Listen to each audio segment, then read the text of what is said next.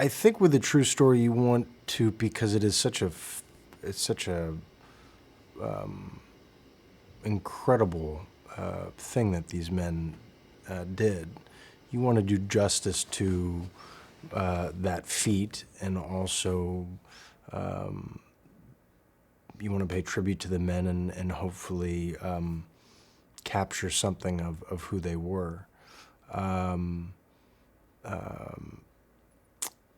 And, you know, on the page, Bernie, certainly I got a flavor of what, or a sense of who this man was. And then there's this really great audio recording of him telling the story again many years later of what happened on that night. And just listening to his cadence and how he responded to the gentleman asking the questions. Again, as I said, you could tell that he told this story many times, and I had a feeling from listening to it that he was just kind of over it. He'd done it, and he didn't want to talk about it much anymore. And talking with people who knew him, and that was definitely a great part of who Bernie was. Bernie was a quiet guy. From what I can tell, he took his job very seriously, was very good at what he did, and really didn't want to glorify it any more than that.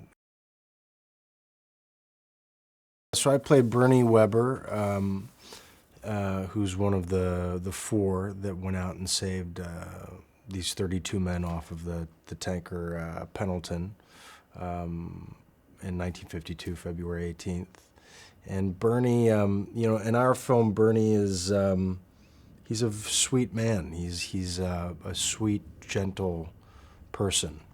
I think a person who hasn't really found his voice quite yet, and grew up in a family of really very strong men that went to war and went to battle, and got their badges that way. And I think Bernie's a man who feels incredibly kind of feeling surrounded by all of this heroism, and having not gone to war, he feels a sense of maybe shame, or that he should have been there, and that the accolades and the attention went elsewhere in his family to his older brothers. In the beginning of the film, he meets this beautiful woman, Miriam Pennington. It's the first time they've met. They've met in this kind of very bizarre way.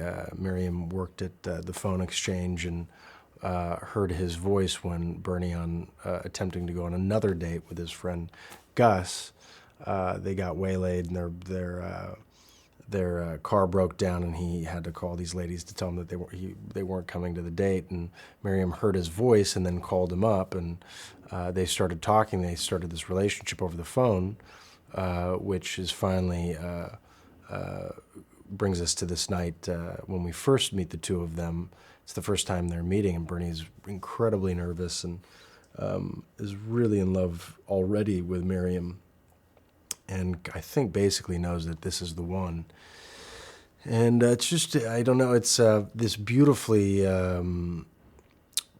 produced scene in the sense. What I mean by that is that it's just the diner is almost like an Edward Hopper painting.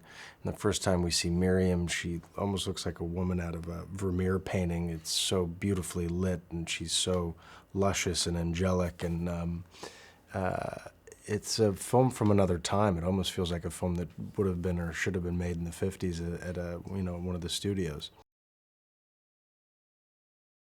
Craig Gillespie's directing, and Craig is, I think, having come from the world of commercials, for the budget that we have, for the tight schedule that we have, strictly technically speaking, is a great fit, because he knows how to get stuff done for as cheaply as possible in the quickest amount of time, which studios love.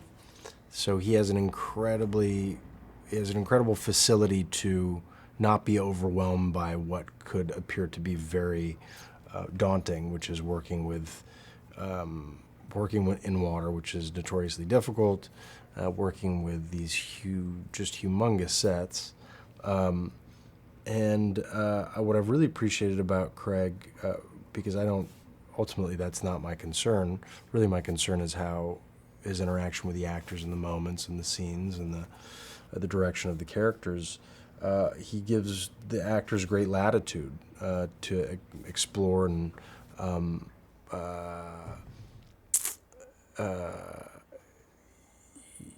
sometimes directors can take the responsibility and become dictatorial and kind of order people around. But Craig is, he leaves the boundaries kind of wide open to figure out a moment, or that maybe what's on the page can be taken a different way, or and he really, in terms of what I did, really pushed me to try to figure out a character that I'd never really played before, and was very kind of frightening to take on this innocent man,